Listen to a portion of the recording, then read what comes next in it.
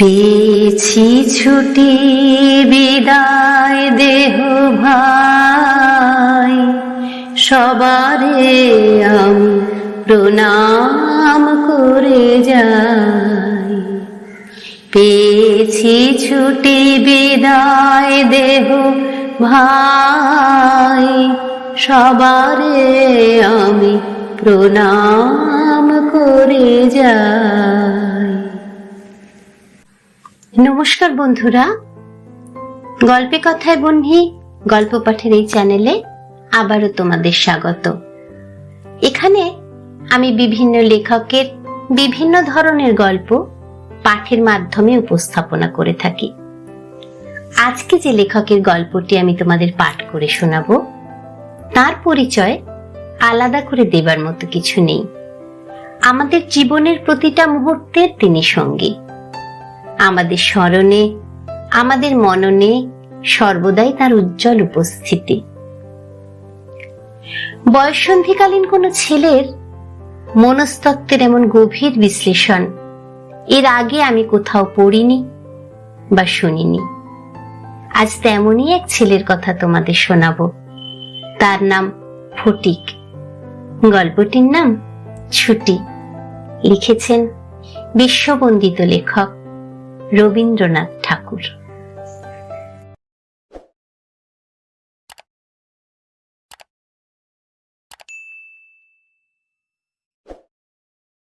বালক দিঘির সর্দার ফটিক চক্রবর্তীর মাথায় চট করিয়া একটা নূতন ভাবোদয় হইল। নদীর ধারে একটা প্রকাণ্ড শালকাষ্ঠ মাস্তুলে রূপান্তরিত হইবার প্রতীক্ষায় পড়িয়াছিল। স্থির হইল সেটা সকলে মিলিয়া গড়াইয়া লইয়া যাইবে। যে ব্যক্তির কাঠ আবশ্যককালে তাহার যে কতখানি বিরক্তি, বিস্ময় এবং অসুবিধা বোধ হইবে, তাহাই উপলব্ধি করিয়া বালকেরা এই প্রস্তাবে সম্পূর্ণ অনুমোদন করিল। কোমর বাঁধিয়া সকলেই যখন মনোযোগের সহিত কার্যে প্রবৃত্ত হইবার উপক্রম করিতেছে, এমন সময়ে ফটিকের কনিষ্ঠ মাখনলাল গম্ভীরভাবে সেই গুঁড়ির ওপর গিয়া বসিল।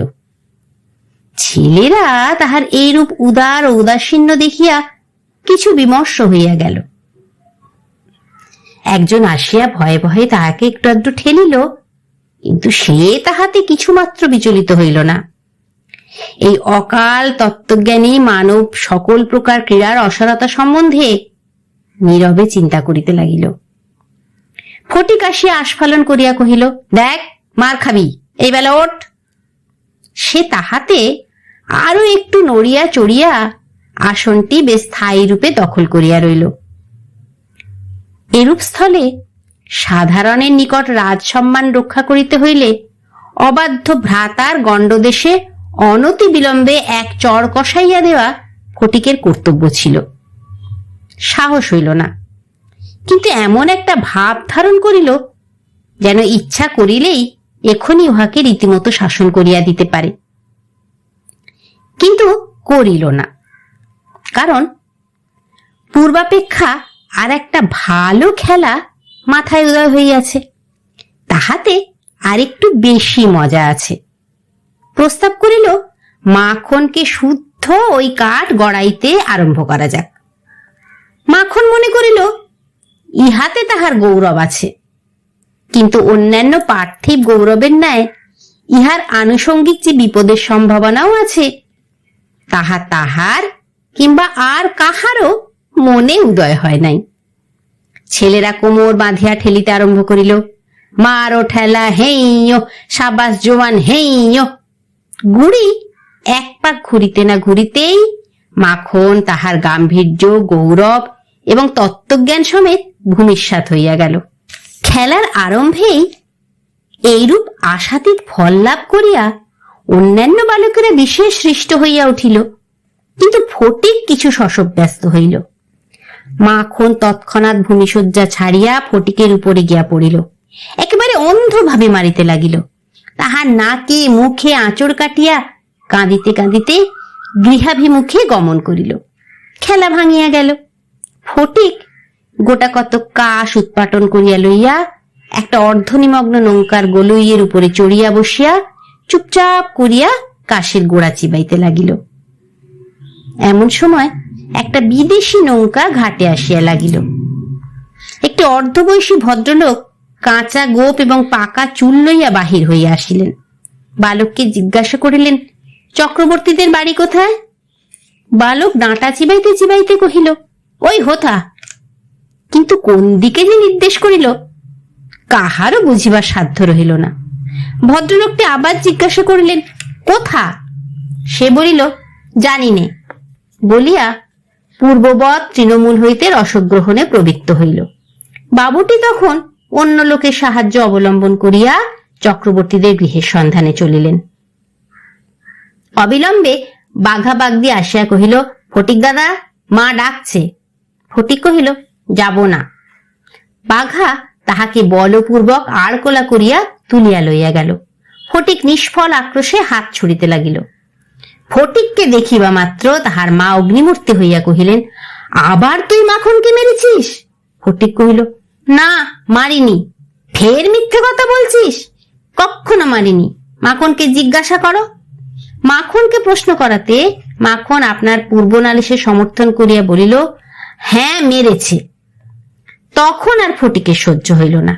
দ্রুত গিয়া মাখনকে এক সশব্দ চড় কষাইয়া দিয়া কহিল, ফের মিথ্যে কথা। মা মাখনের পক্ষ লইয়া ফটিককে সবেগে নাড়া দিয়া তাহার পৃষ্ঠে দুটা তিনটা প্রবল চপেটাঘাত করিলেন। ফটিক মাকে ঠেলিয়া দিল। মা চিৎকার করিয়া কহিলেন, হ্যাঁ, তুই আমার গায়ে হাত তুলিস? এমন সময়ে সেই কাঁচা পাকা বাবুটি ঘরে ঢুকিয়া বলিলেন, কি হচ্ছে তোমাদের? ফটিকের মা বিস্ময়ে আনন্দে অভিভূত হইয়া কহিলেন, উমা, এই যে দাদা, তুমি কবে এলে? বলিয়া গড় করিয়া প্রণাম করিলেন। বহুদিন হইল দাদা পশ্চিমে কাজ করিতে গিয়াছিলেন। ইতিমধ্যে ফটিকের মার 2 সন্তান হইয়াছে। তাহারা অনেকটা বাড়িয়া উঠিয়াছে। তাহার স্বামীর মৃত্যু হইয়াছে, কিন্তু একবারও দাদার সাক্ষাৎ পায় নাই। আজ বহু কাল পরে দেশে ফিরিয়া বিশ্বম্ভর বাবু তাহার ভগিনীকে দেখিতে আসিয়াছেন। কিছুদিন খুব সমারোহে গেল। অবশেষে বিদায় লইবার 2-1 দিন পূর্বে বিশ্বম্ভর বাবু তাহার ভগিনীকে ছেলেদের পড়াশোনা এবং মানসিক উন্নতি সম্বন্ধে প্রশ্ন করিলেন। উত্তরে ফটিকের অবাধ্য উচ্ছৃঙ্খলতা, পাঠে অমনোযোগ এবং মাখনের সুশান্ত সুশীলতা ও বিদ্যানুরাগের বিবরণ শুনিলেন। তাহার ভগিনী কহিলেন, ফটিক আমার হাড় জ্বালাতন করিয়াছে। শুনিয়া বিশ্বম্ভর প্রস্তাব করিলেন তিনি ফটিককে কলিকাতায় লইয়া গিয়া নিজের কাছে রাখিয়া শিক্ষা দিবেন। বিধবা এ প্রস্তাবে সহজেই সম্মত হইলেন। ফটিককে জিজ্ঞাসা করিলেন, কেমন রে ফটিক, মামার সঙ্গে কলকাতায় যাবি? ফটিক লাফাইয়া উঠিয়া কহিল, যাব। যদিও ফটিককে বিদায় করিতে তাহার মায়ের আপত্তি ছিল না, কারণ তাহার মনে সর্বদাই আশঙ্কা ছিল কোন দিন সে মাখনকে জলেই ফেলিয়া দেয়, কি মাথাই ফাটায়, কি একটা দুর্ঘটনা ঘটায়। তথাপি ফটিকের বিদায় গ্রহণের জন্য এতাদৃশ আগ্রহ দেখিয়া তিনি ঈষৎ ক্ষুণ্ণ হইলেন। কবে যাবে, কখন যাবে করিয়া ফটিক তাহার মামাকে অস্থির করিয়া তুলিল। উৎসাহে তাহার রাত্রে নিদ্রা হয় না। অবশেষে যাত্রাকালে আনন্দের ঔদার্যবশত তাহার ছিপ, ঘুড়ি, লাটাই সমস্ত মাখনকে পুত্র পৌত্রাদিক্রমে ভোগ দখল করিবার পুরা অধিকার দিয়া গেল। কলিকাতায় মামার বাড়ি পৌঁছিয়া প্রথমত মামির সঙ্গে আলাপ হইল। মামি এই অনাবশ্যক পরিবার বৃদ্ধিতে মনে মনে যে বিশেষ সন্তুষ্ট হইয়াছিলেন তাহা বলিতে পারি না। তাহার নিজের 3টি ছেলে লইয়া তিনি নিজের নিয়মে ঘরকন্যা পাতিয়া বসিয়া আছেন। ইহার মধ্যে সহসা একটি 13 বৎসরের অপরিচিত অশিক্ষিত পাড়া গেঁয়ে ছেলে ছাড়িয়া দিলে কিরূপ একটা বিপ্লবের সম্ভাবনা উপস্থিত হয়। বিশ্বম্ভরের এত বয়স হইল, তবু কিছুমাত্র যদি জ্ঞান কাণ্ড আছে। বিশেষত 13-14 বছরের ছেলের মতো পৃথিবীতে এমন বালাই আর নাই। শোভাও নাই, কোনো কাজেও লাগে না, স্নেহ উদ্রেক করে না, তাহার সঙ্গ সুখ বিশেষ প্রার্থনীয় নহে।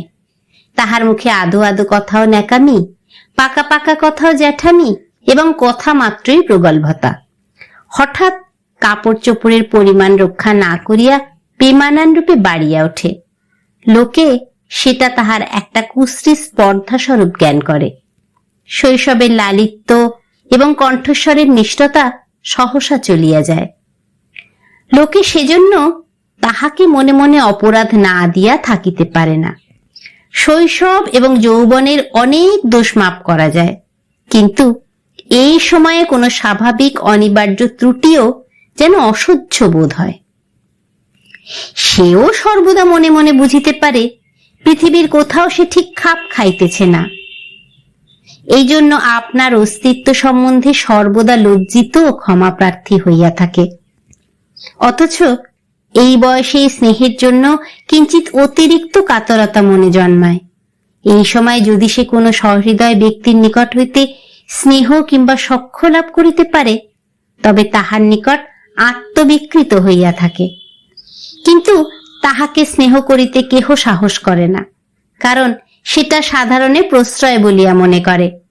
সুতরাং তাহার চেহারা এবং ভাবখানা অনেকটা প্রভুহীন পথের কুকুরের মতো হইয়া যায়। অতএব এমন অবস্থায় মাতৃভবন ছাড়া আর কোনো অপরিচিত স্থান বালকের পক্ষে নরক। চারিদিকে স্নেহশূন্য বিরাগ তাহাকে পদে পদে কাঁটার মতো বিঁধে। এই বয়সে সাধারণত নারী জাতিকে কোন এক শ্রেষ্ঠ স্বর্গলোকের দুর্লভ জীব বলিয়া মনে ধারণা হইতে আরম্ভ হয়। অতএব তাহাদের নিকট হইতে উপেক্ষা অত্যন্ত দুঃসহ বোধ হয়। মামির স্নেহহীন চক্ষে সে যে একটা দুর্গ্রহের মতো প্রতিভাত হইতেছে, এইটে ফটিকের সবচেয়ে বেশি বাজিত। মামি যদি দৈবাৎ তাহাকে কোনো একটা কাজ করিতে বলিতেন, তাহা হইলে সে মনের আনন্দে যতটা আবশ্যক তার চেয়ে বেশি কাজ করিয়া ফেলিত। অবশেষে মামি যখন তাহার উৎসাহ দমন করিয়া বলিতেন, ঢের হয়েছে, ঢের হয়েছে, ওতে আর তোমায় হাত দিতে হবে না, এখন তুমি নিজের কাজে মন দাওগে, একটু পরগে যাও, তখন তাহার মানসিক উন্নতির প্রতি মামির এতটা যত্নবাহুল্য তাহার নিষ্ঠুর অবিচার বলিয়া মনে হইত। ঘরের মধ্যে এইরূপ অনাদর, ইহার পর আবার হাঁপ ছাড়িবার জায়গা ছিল না। দেওয়ালের মধ্যে আটকা পড়িয়া কেবলই তাহার সেই গ্রামের কথা মনে পড়িত। প্রকাণ্ড একটা ঢাউস ঘুড়ি লইয়া বো বো শব্দে উড়াইয়া বেড়াইবার সেই মাঠ, তাইরে নাইরে না বলিয়া উচ্চস্বরে স্বরচিত রাগিনী আলাপ করিয়া অকর্মণ্য ঘুরিয়া বেড়াইবার সেই নদী তীর, দিনের মধ্যে যখন তখন ঝাঁপ দিয়া পড়িয়া সাঁতার কাটিবার সেই সংকীর্ণ স্রোতস্বিনী, সেই সব দল বল উপদ্রব স্বাধীনতা, এবং সর্বোপরি সেই অত্যাচারিণী অবিচারিণী মা অহর্নিশি তার নিরুপায় চিত্তকে আকর্ষণ করিত। জন্তুর মতো এক প্রকার অবুঝ ভালোবাসা, কেবল একটা কাছে যাইবার অন্ধ ইচ্ছা, কেবল একটা না দেখিয়া অব্যক্ত ব্যাকুলতা, গোধূলি সময়ের মাতৃহীন বৎসের মতো কেবল একটা আন্তরিক মা মা ক্রন্দন, সেই লজ্জিত শঙ্কিত শীর্ণ দীর্ঘ অসুন্দর বালকের অন্তরে কেবলই আলোড়িত হইত। স্কুলে এত বড় নির্বোধ এবং অমনোযোগী বালক আর ছিল না। একটা কথা জিজ্ঞাসা করিলে সে হাঁ করিয়া চাহিয়া থাকিত। মাস্টার যখন মার আরম্ভ করিত, তখন ভারক্লান্ত গর্ধবের মতো নীরবে সহ্য করিত। ছেলেদের যখন খেলিবার ছুটি হইত, তখন জানালার কাছে দাঁড়াইয়া দূরের বাড়িগুলার ছাদ নিরীক্ষণ করিত। যখন সেই দ্বীপ্রহর রৌদ্রে কোনো একটা ছাদে দুটি একটি ছেলে মেয়ে কিছু একটা খেলার ছলে ক্ষণেকের জন্য দেখা দেয়া যাইত, তখন তাহার চিত্ত অধীর হইয়া উঠিত। একদিন অনেক প্রতিজ্ঞা করিয়া অনেক সাহসে মামাকে জিজ্ঞাসা করিয়াছিল, মামা, মার কাছে কবে যাব?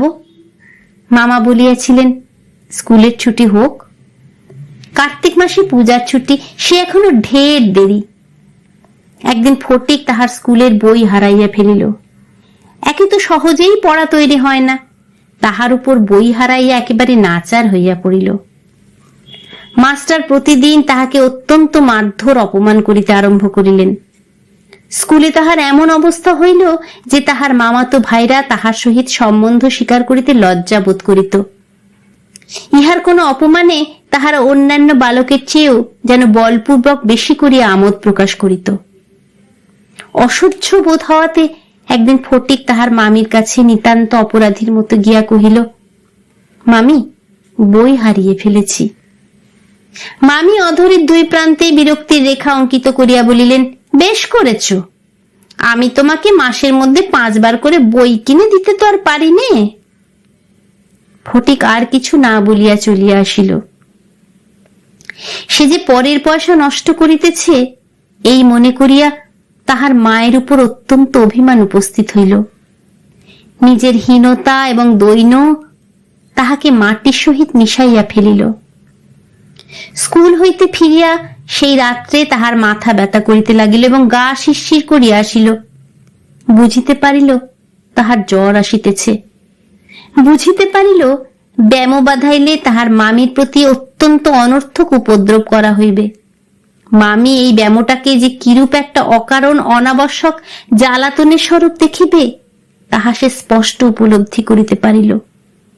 রোগের সময় এই অকর্মণ্য অদ্ভুত নির্বোধ বালক পৃথিবীতে নিজের মা ছাড়া আর কাহারও কাছে সেবা পাইতে পারে এরূপ প্রত্যাশা করিতে তাহার লজ্জা বোধ হইতে লাগিল। পরদিন প্রাতঃকালে ফটিককে আর দেখা গেল না। চতুর্দিকে প্রতিবেশীদের ঘরে খোঁজ করিয়া তাহার কোনো সন্ধান পাওয়া গেল না। সেদিন আবার রাত্রি হইতে মুষলধারে শ্রাবণের বৃষ্টি পড়িতেছে, সুতরাং তাহার খোঁজ করিতে লোকজনকে অনর্থক অনেক ভিজিতে হইল। অবশেষে কোথাও না পাইয়া বিশ্বম্ভরবাবু পুলিশে খবর দিলেন। সমস্ত দিনের পর সন্ধ্যার সময় একটা গাড়ি আসিয়া বিশ্বম্ভরবাবুর বাড়ির সম্মুখে দাঁড়াইল। তখনও ঝুপঝুপ করিয়া অবিশ্রাম বৃষ্টি পড়িতেছে। রাস্তায় 1 হাঁটু জল দাঁড়াইয়া গিয়েছে। 2 জন পুলিশের লোক গাড়ি হইতে ফটিককে ধরাধরি করিয়া নামাইয়া বিশ্বম্ভরবাবুর নিকট উপস্থিত হইল। তাহার আপাদমস্তক ভিজা, সর্বাঙ্গে কাদা, মুখ চক্ষু লোহিত বর্ণ, থরথর করিয়া কাঁপিতেছে। বিশ্বম্ভরবাবু প্রায় কোলে করিয়া তাহাকে অন্তঃপুরে লইয়া গেলেন। মামি তাহাকে দেখিয়াই বলিয়া উঠিলেন, কেন বাপু পরের ছেলেকে নিয়ে, কেন এ কর্মভোগ? দাও, ওকে বাড়ি পাঠিয়ে দাও। বাস্তবিক সমস্ত দিন দুশ্চিন্তায় তাহার ভালোরূপ আহারাদি হয় নাই এবং নিজের ছেলেদের সহিত না হোক অনেক হিটমিট করিয়াছেন। ফটিক কাঁদিয়া উঠিয়া কহিল, আমি মার কাছে যাচ্ছিলুম, আমাকে ফিরিয়ে এনেছে। বালকের জ্বর অত্যন্ত বাড়িয়া উঠিল। সমস্ত রাত্রি প্রলাপ বকিতে লাগিল। বিশ্বম্ভরবাবু চিকিৎসক লইয়া আসিলেন। ফটিক তাহার রক্তবর্ণ চক্ষু একবার উন্মিলিত করিয়া কড়িকাঠের দিকে হতবুদ্ধিভাবে তাকাইয়া কহিল, মামা, আমার ছুটি হয়েছে কি? বিশ্বম্ভরবাবু রুমালে চোখ মুছিয়া সস্নেহে ফটিকের শীর্ণ তপ্ত হাতখানি হাতের উপর তুলিয়া লইয়া তাহার কাছে আসিয়া বসিলেন। ফটিক আবার বিড়বিড় করিয়া বকিতে লাগিল। বলিল, মা, আমাকে মারিস নে মা, সত্যি বলছি, আমি কোনো দোষ করিনি। পরদিন দিনের বেলা কিছুক্ষণের জন্য সচেতন হইয়া ফটিক কাহার প্রত্যাশায় ফ্যাল ফ্যাল করিয়া ঘরের চারিদিকে চাহিল। নিরাশ হইয়া আবার নীরবে দেওয়ালের দিকে মুখ করিয়া পাশ ফিরিয়া শুইল। বিশ্বম্ভরবাবু তাহার মনের ভাব বুঝিয়া তাহার কানের কাছে মুখ নত করিয়া মৃদুস্বরে কহিলেন, ফটিক, তোর মাকে আনতে পাঠিয়েছি। তাহার পরদিনও কাটিয়া গেল। ডাক্তার চিন্তিত বিমর্ষ মুখে জানাইলেন, অবস্থা বড়ই খারাপ। বিশ্বম্ভরবাবু স্তিমিত প্রদীপে রোগশয্যায় বসিয়া প্রতি মুহূর্তেই ফটিকের মাতার জন্য প্রতীক্ষা করিতে লাগিলেন। ফটিক খালাসিদের মতো সুর করিয়া করিয়া বলিতে লাগিল, এক বাও মেলে না, দো বাও মেলে না। কলিকাতায় আসিবার সময় কতকটা রাস্তা স্টিমারে আসিতে হইয়াছিল। খালাসিরা কাছি ফেলিয়া সুর করিয়া জল মাপিত। ফটিক প্রলাপে তাহাদেরই অনুকরণে করুণ স্বরে জল মাপিতেছে এবং যে অকুল সমুদ্রে যাত্রা করিতেছে বালক রশি ফেলিয়া কোথাও তাহার তল পাইতেছে না। এমন সময়ে ফটিকের মাতা ঝড়ের মতো ঘরে প্রবেশ করিয়াই উচ্চ কলরবে শোক করিতে লাগিলেন। বিশ্বম্ভর বহু কষ্টে তাহার শোকোচ্ছ্বাস নিবৃত্ত করিলে তিনি শয্যার উপর আছাড় খাইয়া পড়িয়া উচ্চ ঈশ্বরে ডাকিলেন, ফটিক সোনা, মানিক আমার। ফটিক যেন অতি সহজেই তাহার উত্তর দিয়া কহিল, হ্যাঁ। মা আবার কহিলেন, ওরে ফটিক, বাপধন রে। ফটিক আস্তে আস্তে পাশ ফিরিয়া কাহাকেও লক্ষ্য না করিয়া মৃদুস্বরে কহিল, মা, এখন আমার ছুটি হয়েছে মা, এখন আমি বাড়ি যাচ্ছি। গল্পটি পাঠ করতে করতে নিজের অজান্তেই চোখের জলে যে কখন ভেসে গেছি বুঝতেই পারিনি। গল্পটি শুনে তোমাদেরও কি এমন হলো বন্ধুরা?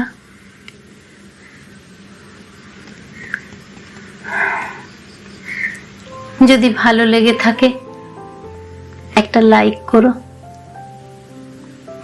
শেয়ার করো তোমার প্রিয়জনদের সঙ্গে, আর চ্যানেলটাকে সাবস্ক্রাইব করে আমার পাশে থেকো। বেল বাটনটি প্রেস করে রেখো আমার পরের গল্পের নোটিফিকেশন পাওয়ার জন্য। তোমরা সবাই খুব ভালো থেকো।